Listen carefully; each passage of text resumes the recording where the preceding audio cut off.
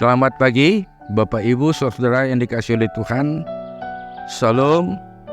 Kembali kita berjumpa pada edisi renungan harian yang kita sayangi.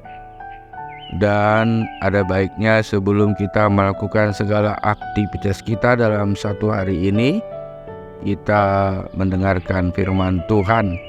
Mari Bapak Ibu, Saudara yang dikasihi oleh Tuhan, kita bersekutu di dalam doa.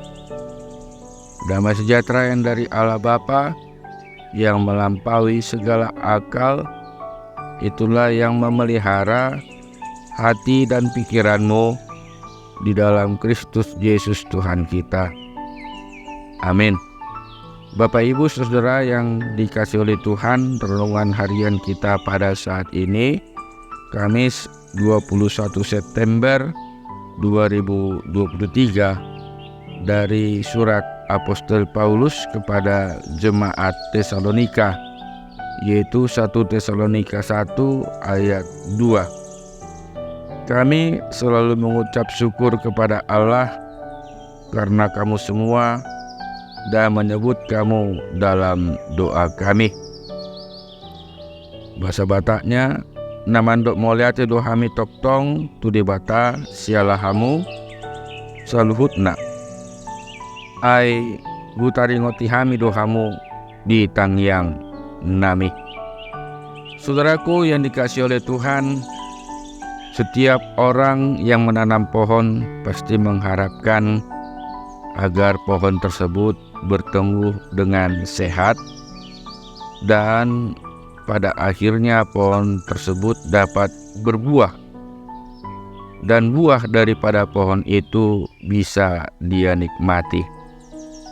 Inilah yang Rasul Paulus dengar dan saksikan dari jemaat yang di Tesalonika, yang bukan hanya sekedar berakar, tetapi juga bertumbuh hingga berbuah. Saudaraku, Rasul Paulus bersyukur kepada Allah dan ia selalu menyebut mereka dalam doanya. Mengapa Rasul Paulus berbuat demikian?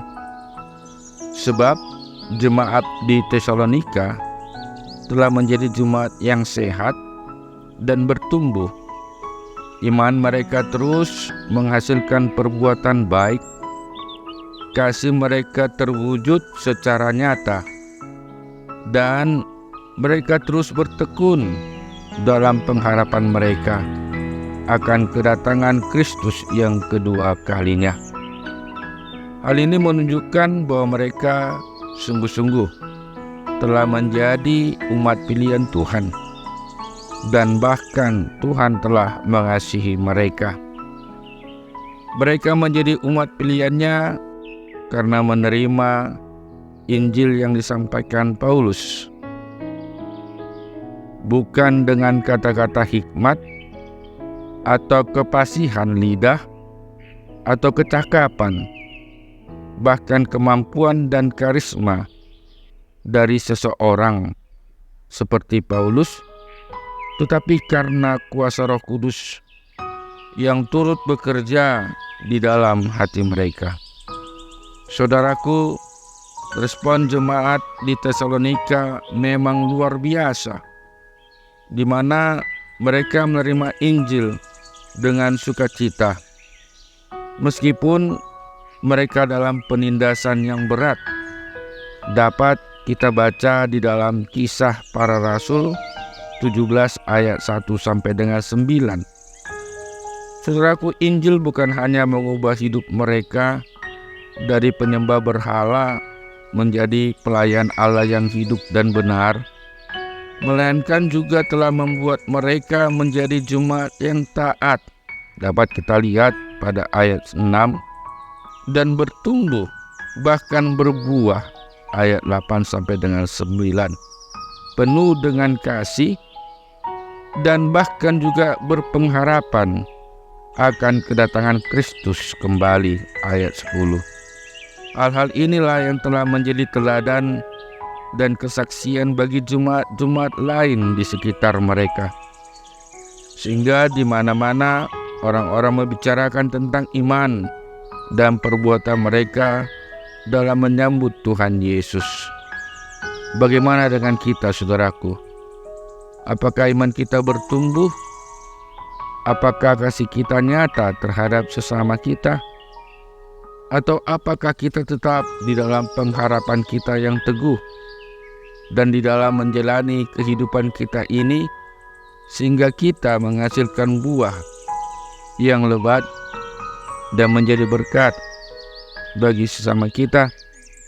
Marilah, saudaraku, kita menjadi umat pilihan seperti jemaat yang ada di Tesalonika, agar melalui kehadiran kita orang lain senantiasa bersyukur kepada Allah dan menjadi percaya kepadanya, dan senantiasa berpaut kepada Allah yang merupakan pencipta dan pemelihara dalam kehidupan setiap umat manusia, dan bahkan kita mendapatkan berkat beserta dengan orang-orang lain yang telah menjadi percaya kepada Tuhan.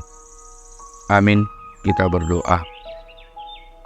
Kami panjatkan puji dan syukur kepadamu ya Tuhan, atas segala rahmat dan berkat yang senantiasa berlimpah, terlebih pemelihara dan penyertaan Tuhan yang tidak berkesudahan di dalam kehidupan kami, pribadi lepas pribadi.